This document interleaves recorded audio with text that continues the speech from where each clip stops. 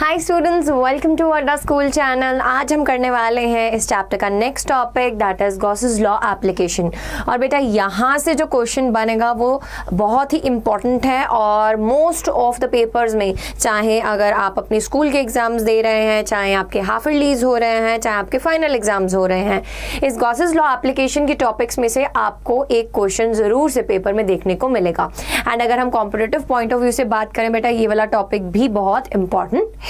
So welcome all of you and start करते हैं आज के थॉट के साथ। जैसे कि आपको पता है दैट हमारी क्लास हमेशा थॉट के बिना अधूरी रहती है। सो what is today's thought? A person who feels appreciated will always do more than is expected. और आपने ये पर्सनल लाइफ में भी एक्सपीरियंस किया होगा कि अगर आपको कोई जरा सी भी तारीफ कर देता है ना, यार अरे वाह यार ये तो तुमने बहुत अच्छा करा है ना, तो तुम्हारा एक एनर्जी लेवल ना किसी और ही लेवल पे चला जाता है। जो तुम्हारी एनर्जी है ना वो किसी और ही लेवल पर चली जाती है। क्यों? बिकॉज एप्रिसिएशन सबको अच्छी लगती है। सो बेटा मेक श्योर दैट कि आप अगर एप्रिसिएशन चाहते हैं तो आप दूसरों को अप्रिशिएट भी ज़रूर से करें, चाहे वो आपकी मम्मा है, चाहे वो आपके पापा हैं, जो भी आपका केयर करता है, आपके फ्रेंड्स हैं, आपकी हेल्प करते हैं, ऑलवेज अप्रिशिएट। सो स्टार्ट करते हैं आज के टॉपिक के साथ। पहले हम डिस्कस करने वाले हैं ये होमवर्क क्वेश्चन को। लास्ट क्लास में मैंने आपको ये होमवर्क क्वेश्चन दिया था जिसमें मैंने आपको गॉसेस लॉ के बारे में पढ़ाया था, एज वेल एज मैंने प्रूव करवाया था आपको गॉसेस लॉ। क्या था बेटा Gauss law? Flux net is equals to charge enclosed by epsilon naught, where epsilon naught was permittivity of the free space। बेटा यहाँ पर अगर कोई क्लोज सरफेस था तो उसमें से फ्लक्स की वैल्यू हमने क्या बोली थी कि कितना उस सरफेस में चार्ज इनक्लोज है divided by the permittivity in free space. ठीक है, उसी के बेस पर मैंने आपको एक क्वेश्चन दिया था homework, that a charge q microcoulomb is placed at the centre of the cube, the flux coming out from the each face will be. I am expecting कि आपने ये आंसर चैट बॉक्स में अभी तक run करवा दिया है।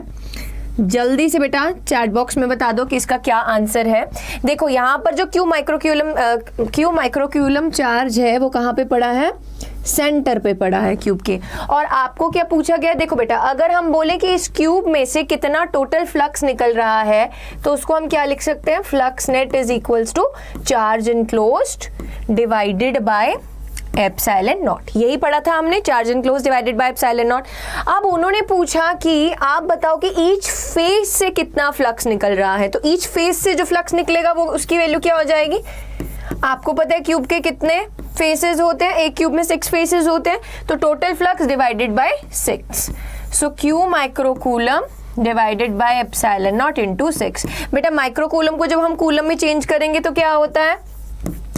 10 raised to the power -6 के साथ मल्टीप्लाई होता है divided by 6 epsilon not. So what is the right answer?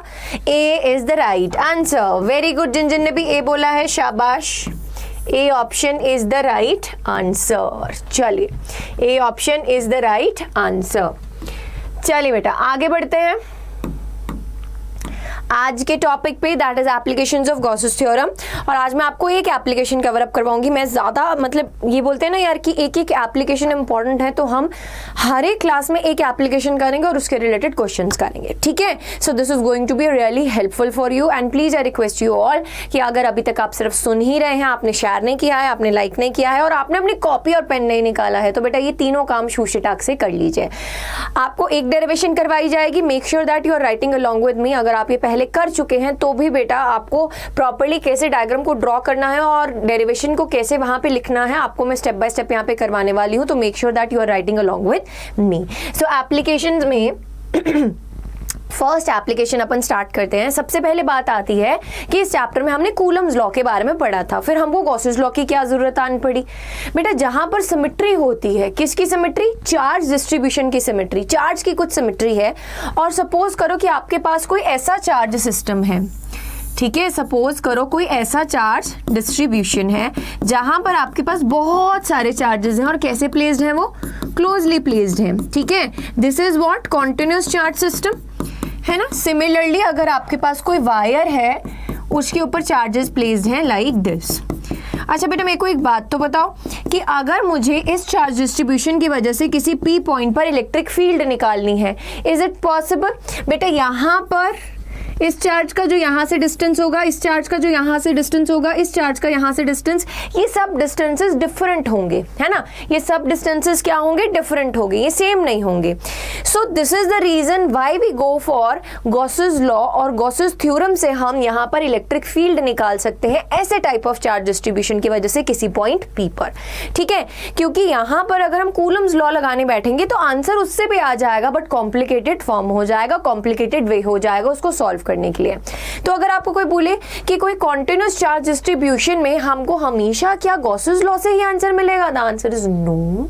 हमको कूलम्स लॉ से भी आंसर मिल सकता है, but the procedure to find the electric field at that point of time is very complicated. So we avoid complicated things, we are simple person ना, हम complicated things को ऐसे शूशटक से दूर कर देते हैं, ठीक है।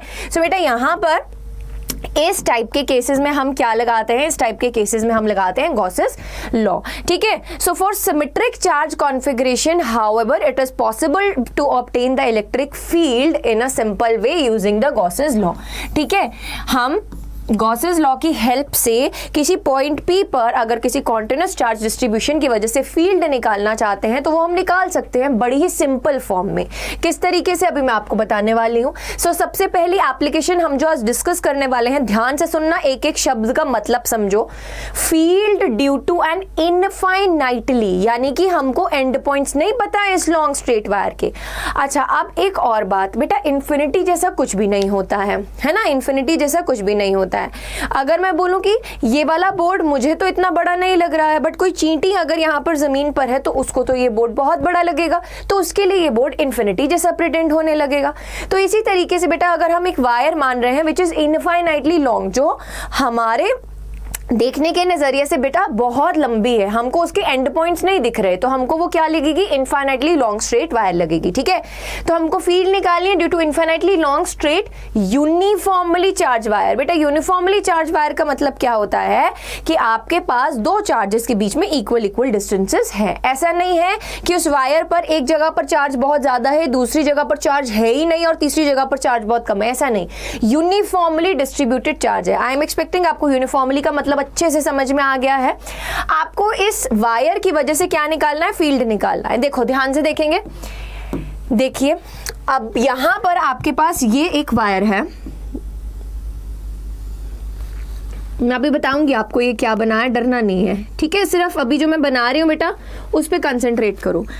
ये वायर का मैंने एंड पॉइंट नहीं शो किया, ये ऊपर से नीचे से कैसी है बेटा जी, इनफाइनाइटली लॉन्ग है, ठीक है। ये क्या है, पॉजिटिवली चार्ज, इसको हमने पॉजिटिव चार्ज दिया है। आप जरूरी नहीं है हमेशा पॉजिटिवली चार्ज ही देना है, नेगेटिव चार्ज भी दे सकते हैं, ठीक है। ये हमने कोई वायर ली है जो कि क्या है, यूनिफॉर्मली चार्ज है और इनफाइनाइटली लॉन्ग है।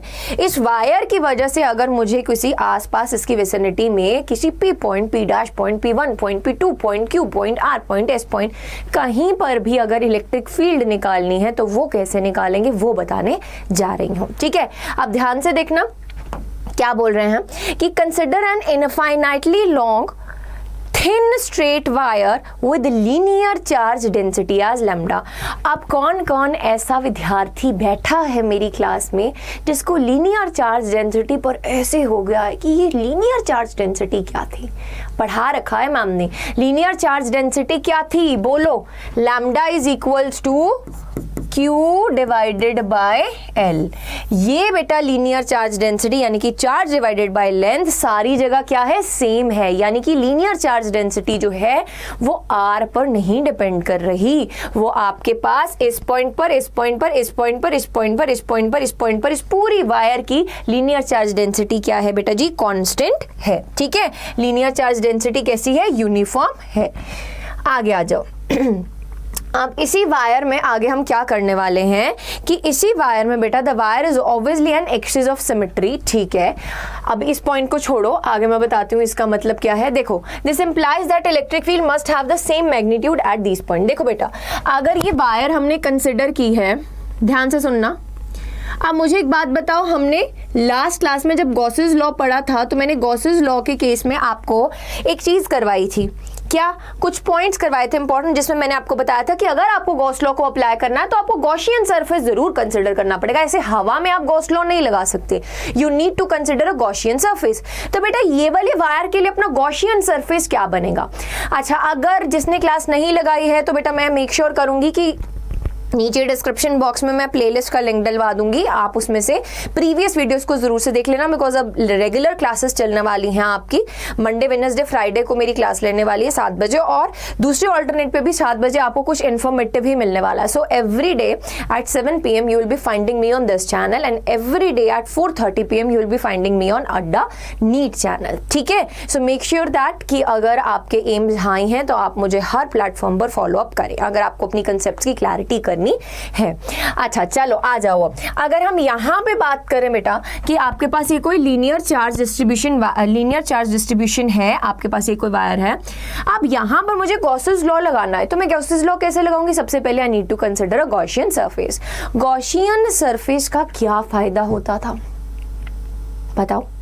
गॉसियन सरफेस के हर पॉइंट पर इलेक्ट्रिक फील्ड की वैल्यू सेम होती थी। ठीक है, अगर मैं कंसिडर कर रही हूं बेटा इस वायर के अबाउट, ये मैंने एक पॉइंट P कंसिडर किया, ये मैंने पॉइंट एक P डैश कंसिडर किया, ये मैंने point P double dash consider किया। अब ध्यान से देखो, याद करो, पॉजिटिव चार्ज की वजह से फील्ड हमेशा आउटवर्ड जाती थी। ठीक है, फील्ड हमेशा कैसी जाती थी? आउटवर्ड जाती थी। अगर मैं कंसिडर कर रही हूं अंडर द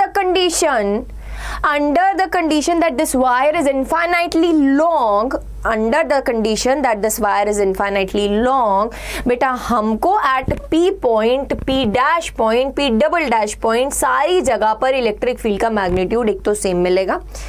ठीक है, और दूसरी बात, इसकी डायरेक्शन हमेशा कैसी मिलेगी? इलेक्ट्रिक फील्ड की नॉर्मल मिलेगी, लाइक दिस। अब ये नॉर्मल ना होती अगर ये इनफाइनाइटली लॉन्ग ना होती। ठीक है, अभी अगर मैं तुमसे पूछूं कि आपके पास कोई ऐसी चार्ज डिस्ट्रीब्यूशन है,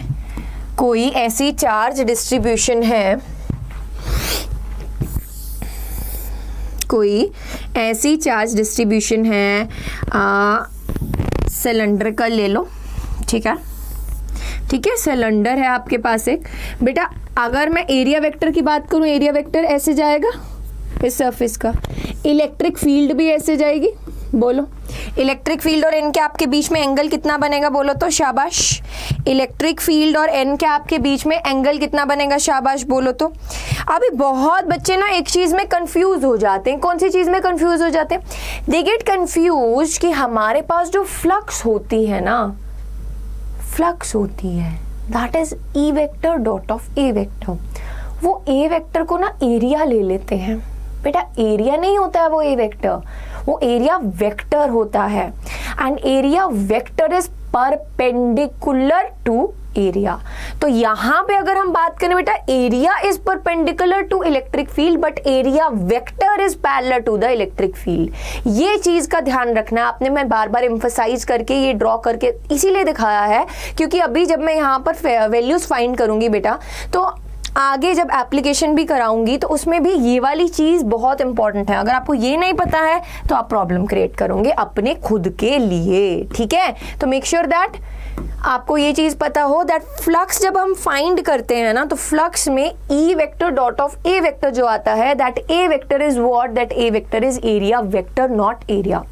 अब यहाँ पे अगर हम बात करें बेटा, लेट्स सी, यहाँ पर अगर हम बात करें, अगर हम कंसिडर कर रहे हैं pair of line of elements P1 and P2।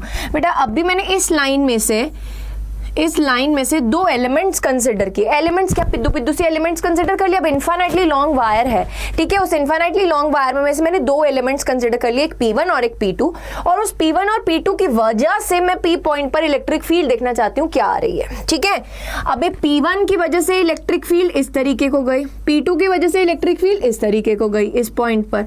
अभी ध्यान से देखो, ये इलेक्ट्रिक फील्ड के कितने कंपोनेंट्स बनेंगे? ये इलेक्ट्रिक फील्ड के कितने कंपोनेंट्स बनेंगे? इसके दो कंपोनेंट्स बनेंगे, one will be along this, one will be along this. ठीक है, रेक्टेंगुलर कंपोनेंट्स, राइट। सिमिलरली इस इलेक्ट्रिक फील्ड के भी दो components, one will be along this and one will be along this. बेटा अगर अब मैं बोलूं कि ये charge distribution P1 and P2 की वजह से इलेक्ट्रिक फील्ड बराबर है, क्यों बराबर है मैम? Y ma'am? चार्ज बेटा यहाँ पर lambda is equals to Q बटा L था। अगर मैंने इनकी लेंथ को सेम माना है, अगर मैंने इनकी लेंथ को सेम माना है बेटा, लैम्डा तो वैसे ही बराबर है हर जगह, तो चार्ज भी दोनों में सेम ही होगा। डिस्टेंस इन दोनों का बराबर है तो इलेक्ट्रिक फील्ड बराबर होगी, तो इसका ये कंपोनेंट से ये कंपोनेंट कट जाएगा, यानी कि net electric field will be what? Normal to that point. ठीक है। सिमिलरली बेटा अगर हम इस दोनों एलिमेंट्स की वजह से कहीं और पॉइंट पर P डबल डैश पॉइंट पर इलेक्ट्रिक फील्ड कंसिडर करेंगे तो वो इलेक्ट्रिक फील्ड हमेशा कैसी आएगी? रेडियली आउटवर्ड आएगी। अगर आपके पास चार्ज कैसा है? पॉजिटिव है इस वायर पर। अगर आपके पास इस वायर पर चार्ज नेगेटिव है तब आपके पास इलेक्ट्रिक फील्ड कैसी आएगी? रेडियली इनवर्ड आएगी। कैसी आएगी? रेडियली इनवर्ड आएगी। Is it clear? ये पॉइंट्स क्लियर है? चले आगे, लेट्स मूव फॉरवर्ड। चलिए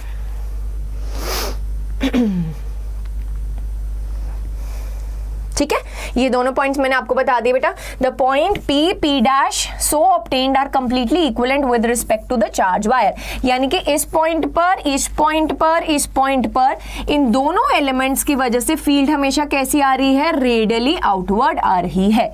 ठीक है, रेडियली आउटवर्ड आ रही है बिकॉज आपके पास चार्ज डिस्ट्रीब्यूशन कैसी है बेटा जी? पॉजिटिव है। अगर आपके पास charge distribution lambda less than 0 होता, यानी कि नेगेटिव चार्जेस दिए होते, उस केस में आपके पास फील्ड कैसी आती? इनवर्ड आती। ठीक है, फील्ड कैसी आती? इनवर्ड आती। याद है ना यार ये फील्ड की डायरेक्शंस? पॉजिटिव की वजह से रेडियली आउटवर्ड, नेगेटिव की वजह से radially inward. Electric field lines always start from a positive charge and they always terminate at negative charge. Do you all remember all these points? Do comment in the comment section अगर ये सब points याद हैं।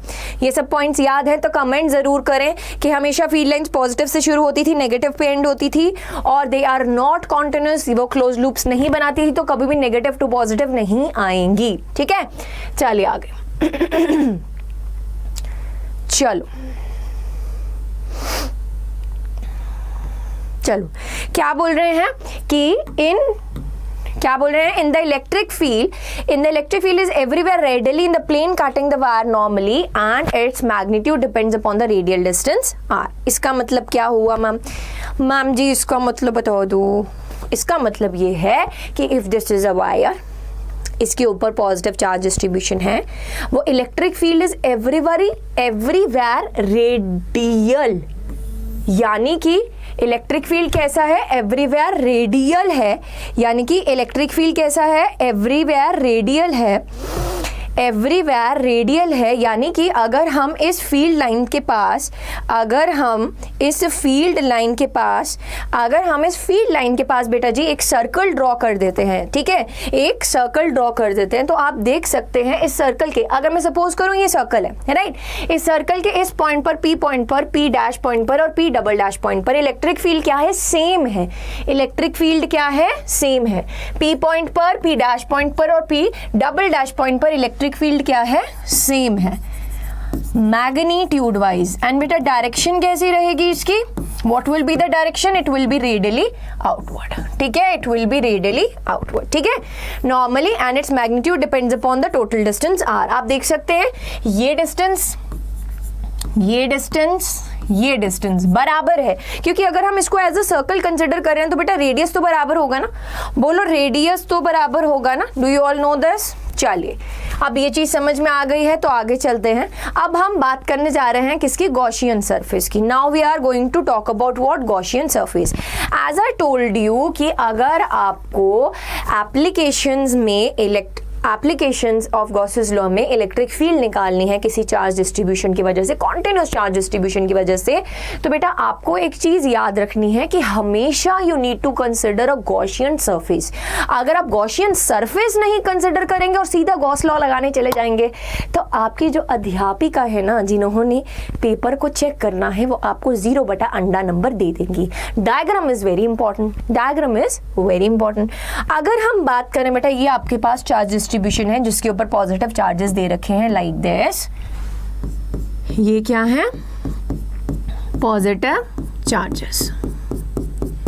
ये क्या है, positive charges. अब in positive charge distribution, इस पॉजिटिव चार्ज डिस्ट्रीब्यूशन जिसपे सारे पॉजिटिव चार्जेस हैं बेटा, इसके अगर मैं आसपास r डिस्टेंस की बात करूं 3D में, यहाँ इसके दूर r डिस्टेंस पे चली जाऊं, यहाँ r डिस्टेंस पे चली जाऊं, यहाँ पे r डिस्टेंस पे चली जाऊं, यहाँ पे r डिस्टेंस पे चली जाऊं बेटा, तो क्या बन जाएगा, एक सिलेंडर बन जाएगा। बोलो, एक सिलेंडर बन जाएगा। और इस सिलेंडर के सरफेस पे हर एक पॉइंट पर इलेक्ट्रिक फील्ड की वैल्यू क्या होगी, सेम होगी।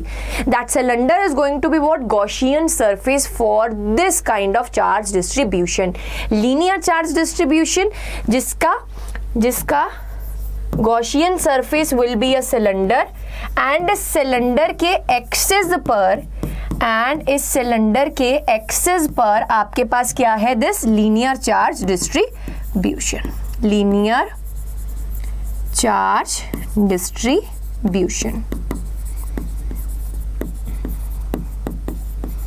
ठीक है, यानी कि अगर मैं मान के चल रही हूँ ये एक सिलेंडर है, उसकी जो एक्सिस है बेटा, उसकी एक्सिस पर क्या पड़ी, एक लीनियर चार्ज डिस्ट्रीब्यूशन पड़ी है।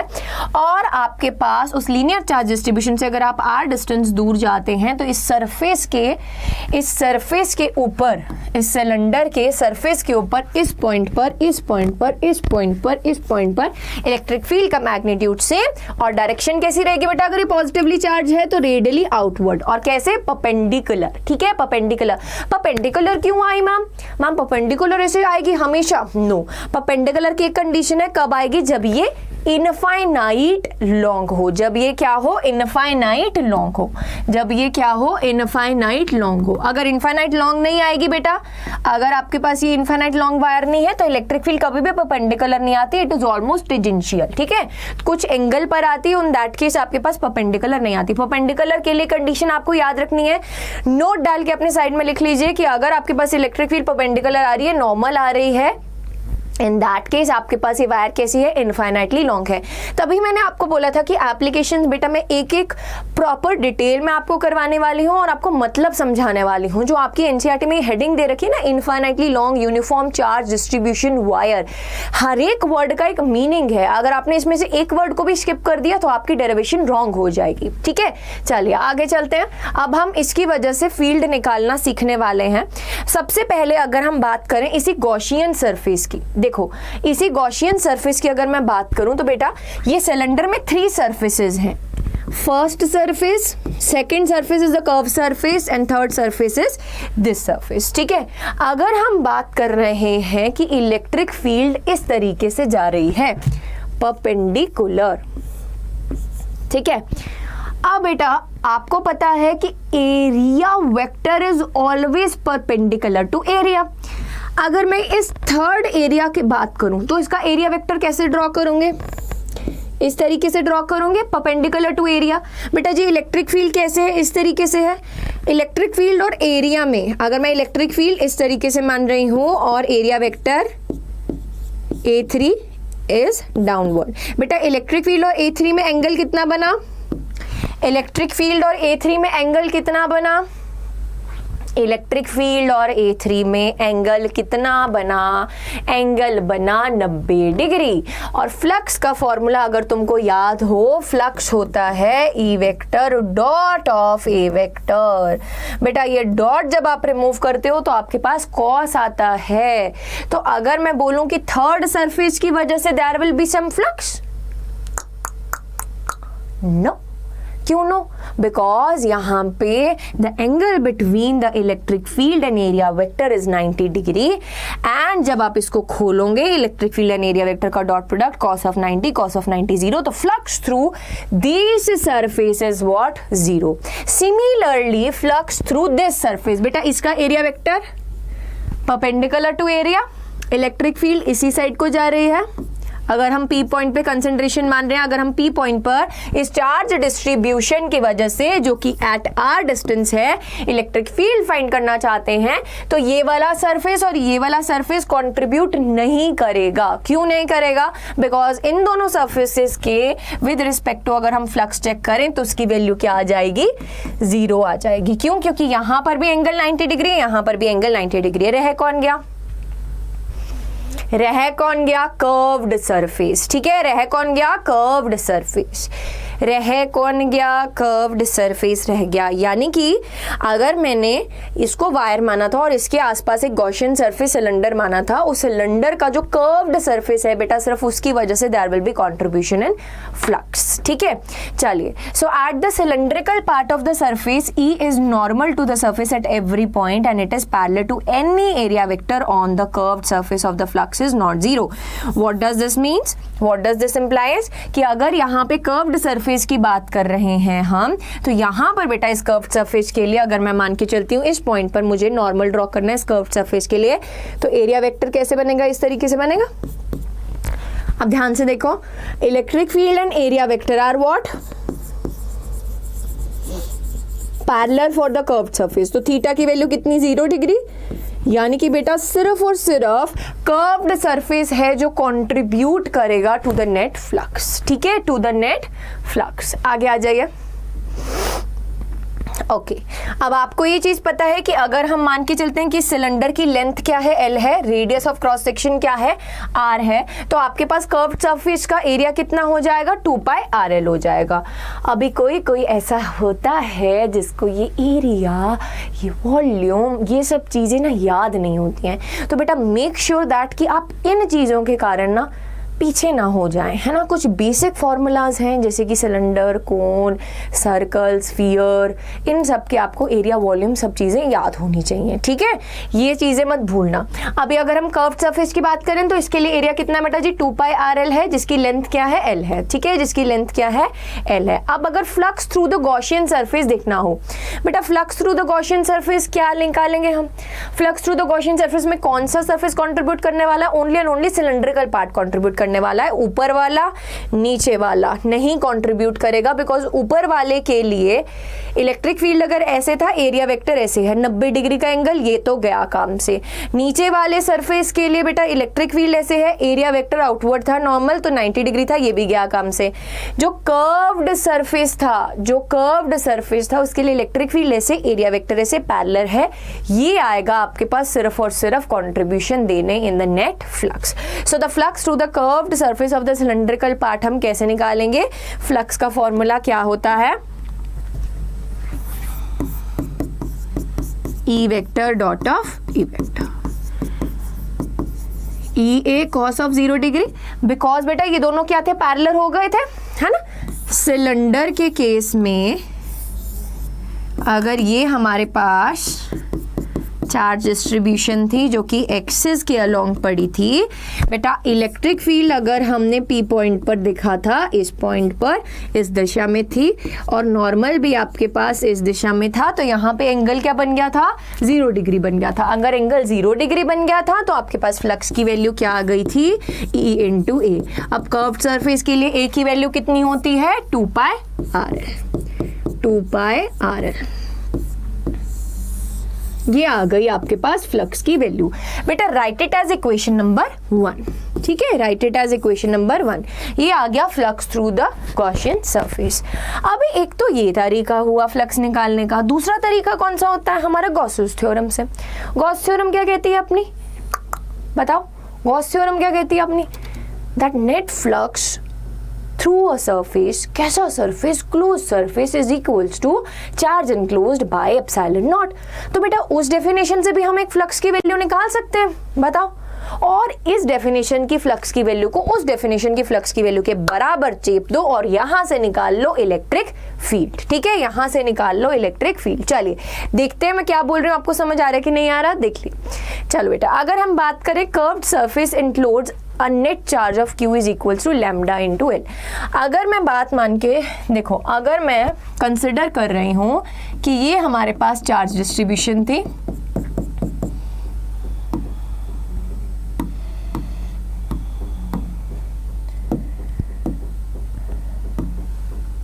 अगर मैं मान के चल रही हूं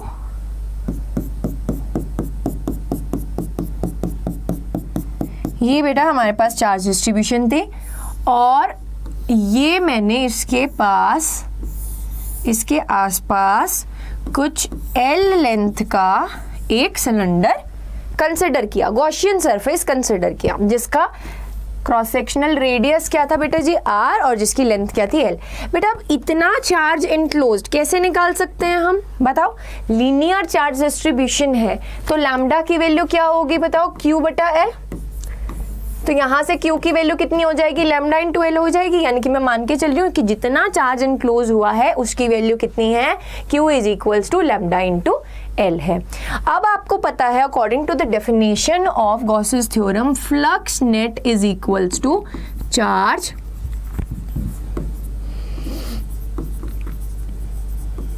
इनक्लोज्ड बाय एप्सिलॉन नॉट। बेटा ये फ्लक्स की वैल्यू तो हमारे पास पहले आई थी, है ना। इसको हमने किसके इक्वल इक्वेट किया, charge enclose that is lambda into L divided by epsilon not. यहां तक सबको क्लियर हो गया है। हमने क्या किया है जल्दी से बताएंगे, यहां तक सबको क्लियर हो गया है, everybody clear till this part.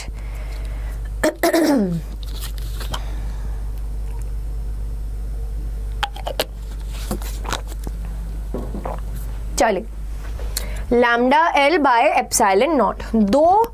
अभी देखो, my name is Harshpreet Kaur and my name is physics Kaur, दोनों नाम मेरे ही हैं। ऐसा तो नहीं है कि हर्षप्रीत कौर मैम कोई और है और फिजिक्स कौर मैम कोई और है, दोनों मैं ही हूं, है ना। अब अगर मैं बात करूं सिमिलरली, आपने फ्लक्स को लिखा ई डॉट ऑफ ए, वहां से आपने फ्लक्स की वैल्यू निकाली। ई डॉट ऑफ ए में थीटा की वैल्यू कितनी आ गई बेटा, इलेक्ट्रिक फील्ड और एरिया वेक्टर कर्व्ड सरफेस के लिए कैसा था, पैरेलल था, थीटा की वैल्यू 0 थी। वहां से आपके पास ई डॉट ऑफ ए की वैल्यू कितनी आ गई, E into 2 pi R L आ गई। अब दूसरी डेफिनेशन यूज करो गॉसेस थ्योरम की। गॉसेस थ्योरम क्या कहता था, charge enclosed by epsilon naught. वहां से कैसे वैल्यू आ गई बेटा आपके पास, charge enclosed lambda into L divided by epsilon naught. बस अब क्या करना है, रीअरेंजमेंट। इलेक्ट्रिक फील्ड को इधर ही रहने दो, इलेक्ट्रिक फील्ड की वैल्यू निकाल रहे हैं। पता है ना क्या कर रहे हैं हम, इस एप्लीकेशन से हम फाइंड कर रहे हैं इलेक्ट्रिक फील्ड की value at some point P due to this linear charge distribution. किसी P पॉइंट पर अपन फाइंड कर रहे हैं इलेक्ट्रिक फील्ड की value which is at some point which is at some distance r from this linear charge distribution। बेटा electric field की value कितनी आ जाएगी बोलो तो, E lambda 2 pi epsilon naught R, L से एल तो वैसे ही जाएगा मर, ठीक है। सो इलेक्ट्रिक फील्ड कैसा आया, lambda divided by 2 pi epsilon naught R. ये वैल्यू को क्या करना है, CTM करना है। ये क्या है, स्केलर फॉर्म है ना, स्केलर फॉर्म है या फिर बोलो सिंपल मैग्नीट्यूड। हमने यहाँ पर कहीं पर भी वेक्टर का साइन यूज किया नहीं, यूज किया।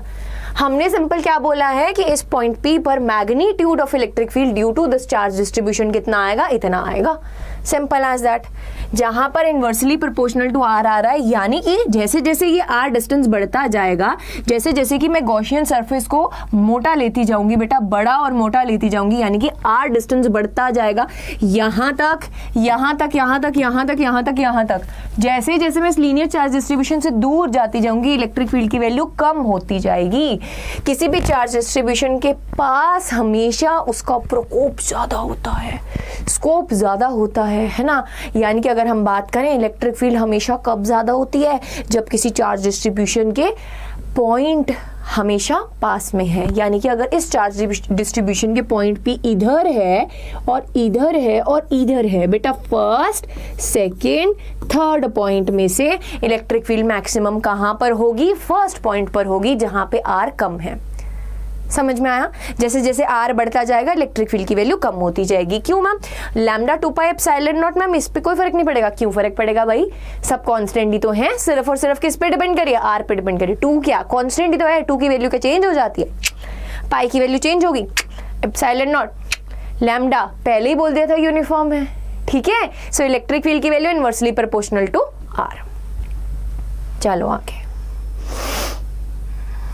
अगर हमको वेक्टर फॉर्म में लिखना हो, देखो बेटा अगर हमको वेक्टर फॉर्म में लिखना हो तो हम कैसे लिख सकते हैं, हम देखिए अगर हम इस पॉइंट की बात कर रहे हैं P पॉइंट के लिए, हमने यहाँ पर कोई जो 2 चार्ज एलिमेंट्स कंसिडर किए थे बेटा, उनकी वजह से इस P पॉइंट पर इलेक्ट्रिक फील्ड इस दिशा में आई थी।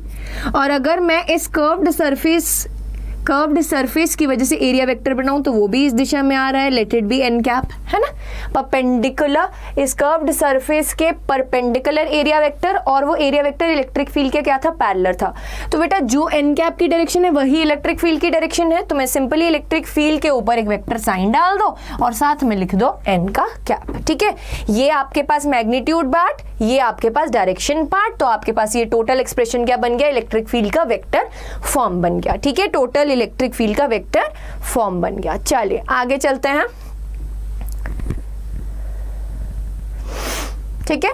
चलिए, where n cap is what, radial unit vector, radial unit vector normal to the wire passing through the point. E is directed outward, E is directed outward if lambda is positive. Very important thing जो कि most of the बच्चे क्या करते हैं, ignore. देखो बेटा, जब भी आपको ये डेरिवेशन आए ना पेपर में लिखनी, तो जब आप डेराइव कर लो एक्सप्रेशन, उसके बाद ना हमेशा लिखा करो कुछ, हमेशा डेराइव करने के बाद ना बेटा डिस्कशन हेडिंग डाला करो। मैं हमेशा अपने स्टूडेंट्स को बोलती हूँ, this is really important. Topper और तुम में फ़र्क ही सिर्फ इतना है कि टॉपर जो है वो कोई भी चीज़ में कमी नहीं रहने देता। तुमने पेपर को इस तरीके से लिखना है कि एग्जामिनर को कुछ भी नहीं आता, तुमने उसको सब कुछ बताना है, ठीक है। तो बेटा जब आप एक्सप्रेशन एक डिराइव कर लो, उसके बाद डिस्कशन हेडिंग डाल के आपने जो डिराइव किया है उस एक्सप्रेशन के 2-3 कंक्लूजन पॉइंट जरूर से लिख के आया करो। जैसे कि अगर मैं डिस्कशन में बताऊं, यहाँ पे बेटा अगर आपके पास चार्ज डिस्ट्रीब्यूशन कैसी है, पॉजिटिव है, ठीक है, तो उस केस में आपके पास जो इलेक्ट्रिक फील्ड आएगी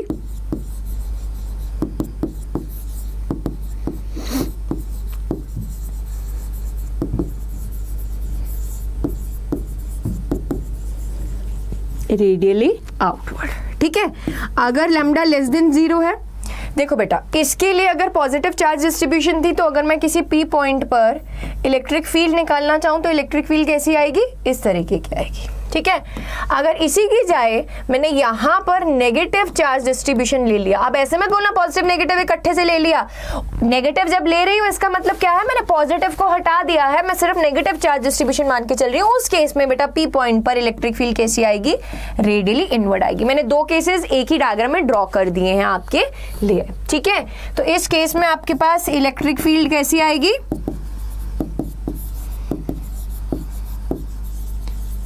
रेडियली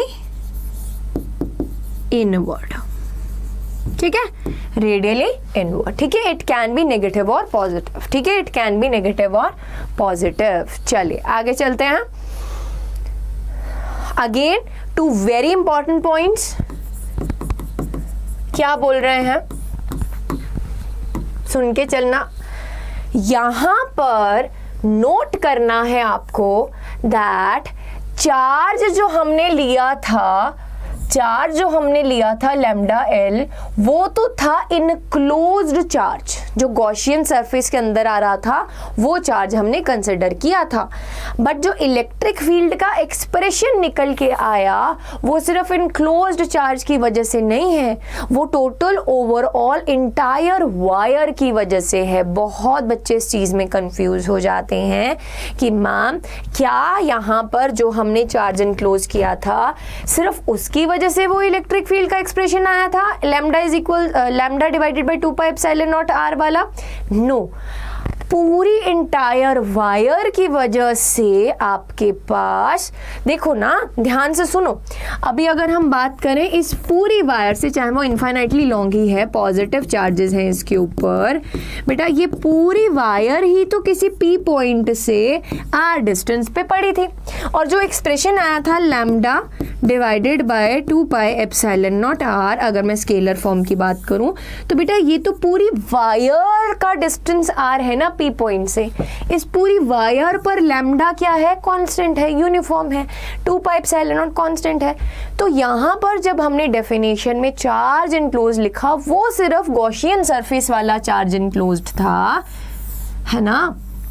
बट ये जो इलेक्ट्रिक फील्ड का एक्सप्रेशन आया ये पूरी वायर की वजह से आया, कोई चार्ज इनक्लोज नहीं भी है उसकी वजह से भी कंट्रीब्यूशन आई है इस पी पॉइंट पर जब इलेक्ट्रिक फील्ड हमने फाइंड आउट करी। ठीक है, I hope the things are clear to you. एक बार बेटा अगर कुछ डाउट आएगा तो कमेंट सेक्शन में जरूर से ड्रॉप कर देना। अगर किसी भी पर्टिकुलर पॉइंट पर डाउट आया है I will be surely explaining to you. ठीक है बेटा, further the assumption, very good, बहुत इंपॉर्टेंट पॉइंट लिखा है। Further the assumption that the wire is infinitely long is crucial, very important point, कि अगर हमने कोई अजम्पशन ली है कि ये वायर इनफाइनाइटली लॉन्ग है तो ये बहुत ही क्रूशियल पॉइंट है, वेरी इंपॉर्टेंट पॉइंट है। इसके बिना हमारी ये डेरिवेशन सारी गलत हो जाएगी अगर हमने ये पॉइंट वहां पे मेंशन नहीं किया कि wire is infinitely long. Without this assumption we can not, ध्यान दीजिएगा मैंने ये पॉइंट आपको बताया पहले भी, अगर हमने ये assumption नहीं ली कि वायर इनफाइनाइटली लॉन्ग नहीं है, हमने ये assumption लेना भूल गए, तो उस केस में we can not take electric field to be normal to the curved surface. यानी कि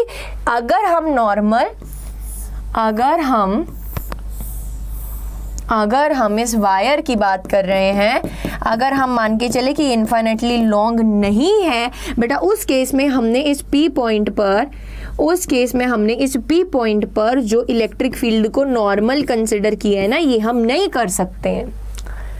ठीक है, ये हम नहीं कर सकते हैं। क्यों नहीं कर सकते मैम?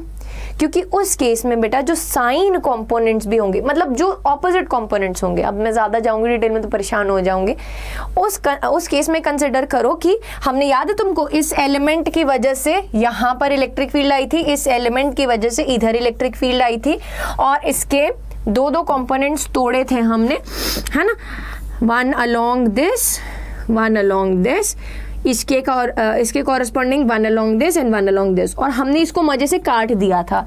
ये सिर्फ तभी कटेगा जब आपके पास ये वायर क्या है, इन्फिनिटली लॉन्ग है, और इलेक्ट्रिक फील्ड क्या आ रही है, नॉर्मल आ जाएगी उस केस में। बट अगर इलेक्ट्रिक फील्ड नॉर्मल ना आए, इसका मतलब कि वायर क्या है, इन्फिनिटली लॉन्ग नहीं है। Conclusion ma'am, what is a conclusion? Ma'am conclusion बता दो, अब कंफ्यूज हो रहे हैं। Electric field normal to the curved surface सिर्फ और सिर्फ तभी आएगी जब आपके पास वायर इनफाइनाइट लॉन्ग है। अगर आप वायर को इनफाइनाइट लॉन्ग लेना भूल गए हो तो आपका सारा डेरिवेशन क्रॉस। ठीक है, दिस इज द कंक्लूजन। चलो आगे चलो, very important, E versus R का ग्राफ है ना, इसके कॉरस्पॉन्डिंगली अगर आप देखो, electric field is inversely proportional to R, यानी कि आर जैसे जैसे बढ़ेगा इलेक्ट्रिक फील्ड वैसे वैसे क्या होगी, कम होती जाएगी। लैम्डा 2 पाई एप्सिलॉन नॉट, सब के सब क्या हैं, कांस्टेंट्स हैं।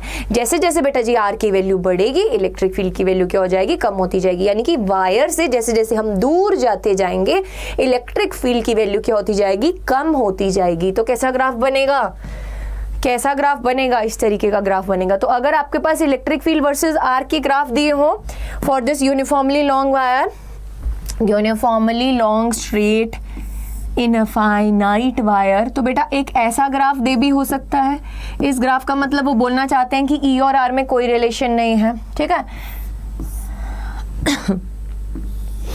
एक ऐसा ग्राफ भी दिया हो सकता है, यानी कि उनका मतलब है ई और आर, यानी कि जैसे जैसे आप आर को बढ़ा रहे हैं ई की वैल्यू बढ़ रही है।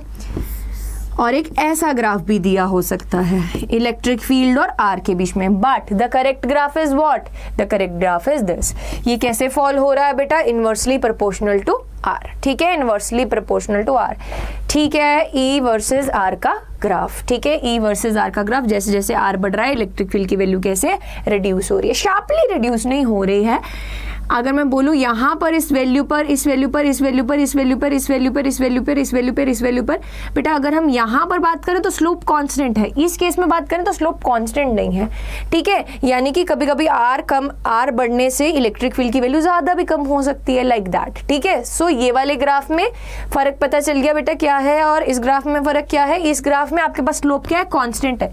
ठीक है, इस ग्राफ में स्लोप क्या है, कांस्टेंट है। हमारे पास कैसा रिश्ता रहता है, इस तरीके का रिश्ता रहता है। ठीक है, याद रखेंगे। चलिए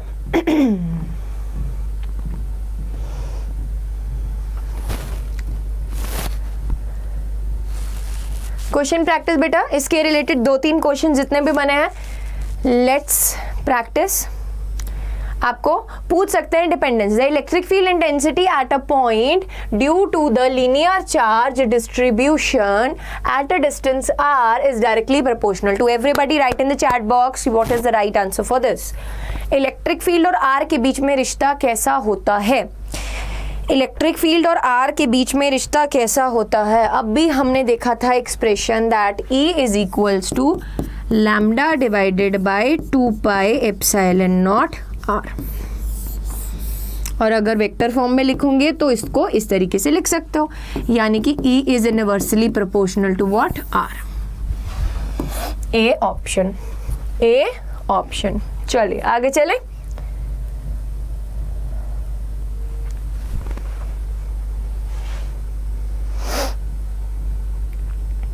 क्या बोल रहे हैं इसमें?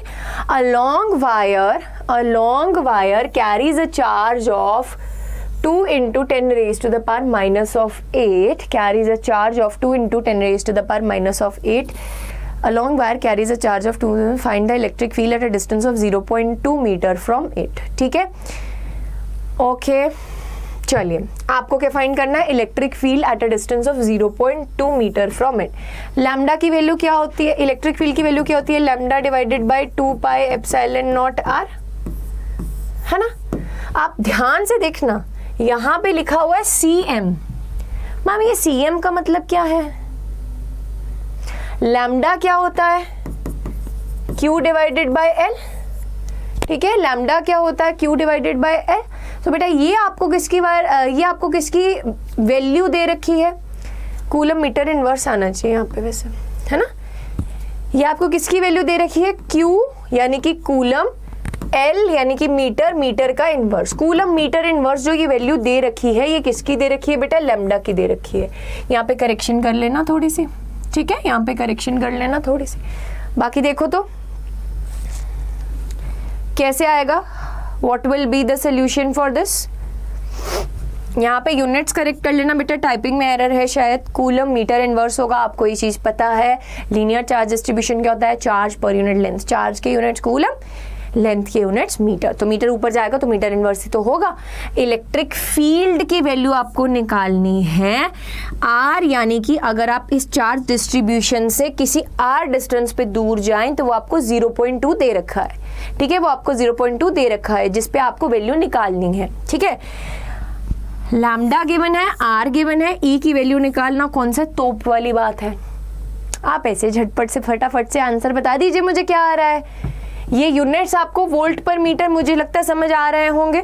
अगर आपको सर ने, आपने सर के लेक्चर्स लगाए हैं इलेक्ट्रोस्टैटिक पोटेंशियल एंड कैपेसिटेंस की, तो आपको पोटेंशियल पर यूनिट, मीटर पर यूनिट लेंथ वाले समझ में आ रहे होंगे। बेटा do comment in the comment section कि ये वाला चैप्टर खत्म होने के बाद आप कौन सा चैप्टर चाहते हैं कि मैं स्टार्ट करूं, करंट इलेक्ट्रिसिटी या इलेक्ट्रोस्टैटिक पोटेंशियल एंड कैपेसिटेंस। जरूर से कमेंट करना कमेंट सेक्शन में, मैं वही चैप्टर, अगला सेकंड चैप्टर स्टार्ट करूंगी आपके लिए। ठीक है, विद इन 1 और 2 डेज हम ये वाला लेक्चर वाइंड अप कर लेंगे ये वाले चैप्टर का। Then we will be moving on to the next chapter. So make sure that you are commenting in the chat box कि आप कौन सा चैप्टर चाहते हैं मेरे से। ठीक है, नेक्स्ट कौन सा मैम ले? इलेक्ट्रिक फील्ड के एक्सप्रेशन की वैल्यू कितनी आ जाएगी बेटा? वैल्यूज को सब्स्टिट्यूट कर दो सिंपली। ठीक है, अब एक और बात, इसको सिंप्लीफाई करने के लिए क्या कर सकते हैं बेटा? मैं ऊपर नीचे 2 से मल्टीप्लाई कर दूं, कोई कष्ट नहीं होना चाहिए। ऊपर नीचे 2 से मल्टीप्लाई करें तो ऊपर 2, नीचे क्या आ जाएगा 4। अब ऐसा क्यों किया बेटा? 1/4 पाई एप्सिलॉन नॉट की वैल्यू पता है,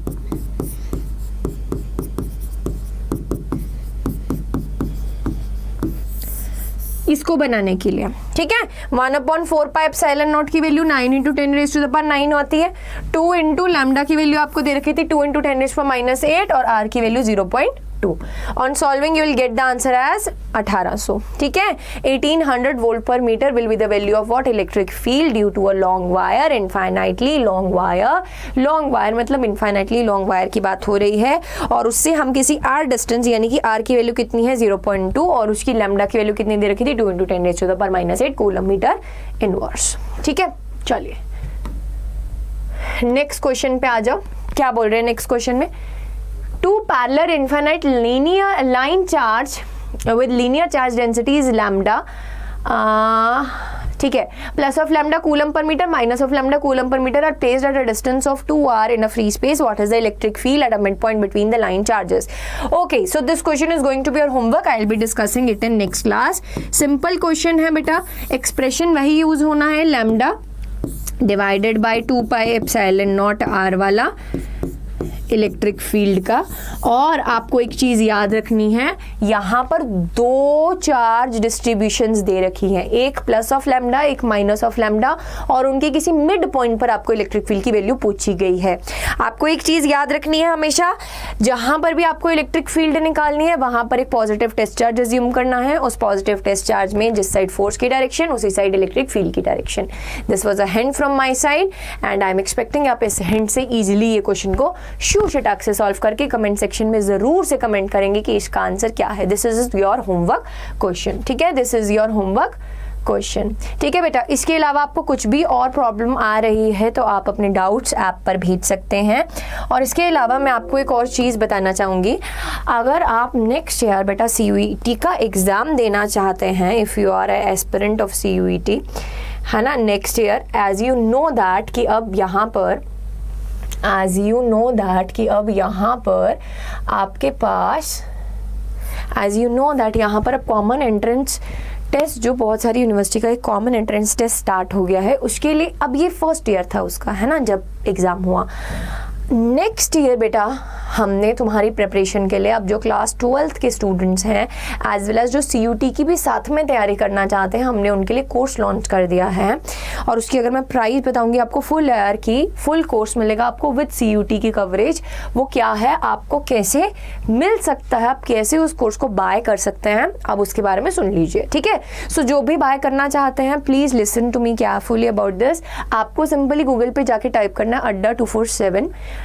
once you will click this, ठीक है, अड्डा 247 आप क्लिक करेंगे, ठीक है। Once you will click this you will get to a new page, ठीक है बेटा। यहाँ पर what you need to do is, यहाँ पे आपको ऑल कोर्सेज में जाना है। ऑल कोर्सेज में आपको under graduate entrance exam, sorry, school CBSE board class 12th, ठीक है बेटा, school K-12 category CBSE board class 12th। जैसे ही आप CBSE बोर्ड क्लास 12th में जाएंगे आपके पास एक इस तरीके का पेज खुल जाएगा, ठीक है, आपके पास एक इस तरीके का पेज खुल जाएगा। अब यहाँ पर आप देख सकते हैं इस कोर्स के बारे में, देख सकते हैं क्लास 12th साइंस PCMB, इसमें आपके पास फिजिक्स, केमिस्ट्री, मैथ्स, बायोलॉजी, यानी कि आज 27 जुलाई की बात करूं बेटा, आज से ये कोर्स स्टार्ट होने जा रहा है। और यहाँ पर जैसे ही आप इसको क्लिक करेंगे आप देख सकते हैं इसकी कॉस्ट क्या आ रही है, 9999। फुल 1 ईयर का कोर्स है। इसमें आपकी क्लास 12th के सारे चैप्टर्स की coverage with practice plus with CUT exam की तैयारी, कंप्लीट पैकेज आपको मिलने वाला है। बट इसकी कॉस्ट भी रिड्यूस हो सकती है। कैसे, how can this be reduced? You can use here code as, आप क्या कोड यूज कर सकते हैं, Y549। Once you will be using this code you will get discount on this price, ठीक है। आपको 999 प्राइस पर क्या मिल जाएगा, डिस्काउंट मिल जाएगा। एंड आप लगाकर देखिएगा बेटा ये कोड Y549 और ये जो आपके पास वैल्यू है वो रिड्यूस हो जाएगी। लेट मी चेक आपके लिए ये टोटल वैल्यू कितना रिड्यूस हो रहा है। Just give me a second for that, let me check for all of you कि ये रिड्यूस होने के बाद आपको एग्जैक्टली कितने का मिलने वाला है, ठीक है। एंड वेट बेटा, 1 मिनट देंगे बस, just a second, just a second. तो बेटा ये आपको पड़ेगा 8299 का, ठीक है। So the price will be reduced in this case, so you can apply this code if you are interested. तो बेटा अगर आप यहाँ पर बोर्ड एग्जाम्स के साथ साथ CUT की भी साथ में तैयारी करना चाहते हैं, so go for it and buy it, ठीक है। एंड इसका जो लिंक है वो डिस्क्रिप्शन में मैं डलवा दूंगी, whosoever is looking forward for it. And अगर आपको इसके रिलेटेड या कुछ भी आज कुछ भी मैम ने पढ़ाया उसके रिलेटेड अगर आपको कुछ भी डाउट आ रहा है तो आप कमेंट सेक्शन में ज़रूर से कमेंट कर सकते हैं। तो चलिए बेटा इसी के साथ अब आज के सेशन को करते हैं वाइंड अप। मिलते हैं फिर नेक्स्ट क्लास में and don't forget to like and share this video and subscribe to the channel if you are a new user, and let's meet in the next session with another application of Gauss's law. Till then, bye bye all of you and take care.